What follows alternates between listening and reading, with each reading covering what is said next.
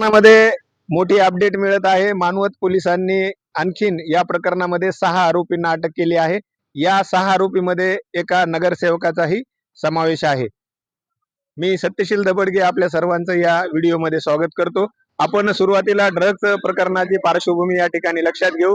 26 जुलै रोजी मानवत तालुक्यातील रत्नापूर शिवारामध्ये राष्ट्रीय महामार्ग मानवत पाथरी रस्त्यावर स्थानिक गुन्हे शाखेच्या पथकाने आणि पोलिसांनी कारवाई करत त्या ठिकाणी 73 ग्रॅम एमडी ड्रग्ज या ठिकाणी जप्त करण्यात आला होता. 14.5 लाखाच्या मुद्देमालासह 2 आरोपींना त्यावेळी पोलिसांनी अटक केली होती. या आरोपींची पोलीस कोठडी चौकशी केली असता या आरोपींनी आणखीन 6 जणांची नावे पोलिसांना सांगितली आहेत. या तपासादरम्यान स्थानिक गुन्हे शाखेच्या पथकाने आणि स्थानिक पोलिसांनी आरोपीच्या शोधासाठी 4 पथके या ठिकाणी स्थापन केली होती.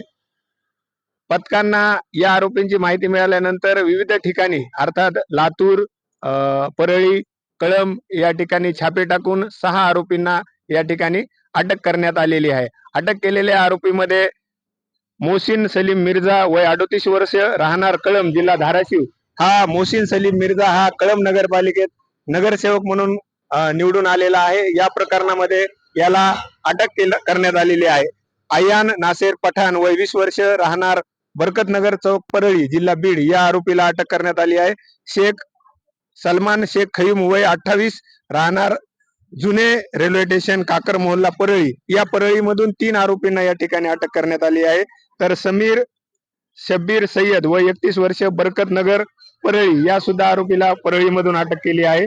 आकिब अक्रम साहेब मोबिन वय 31 वर्ष राहणार साळे गल्ली लातूर आणि बाबा रफिक मोबिन खाजानगर लातूर या ठिकाणाहून 2 आरोपींना अटक करण्यात आलेली आहे.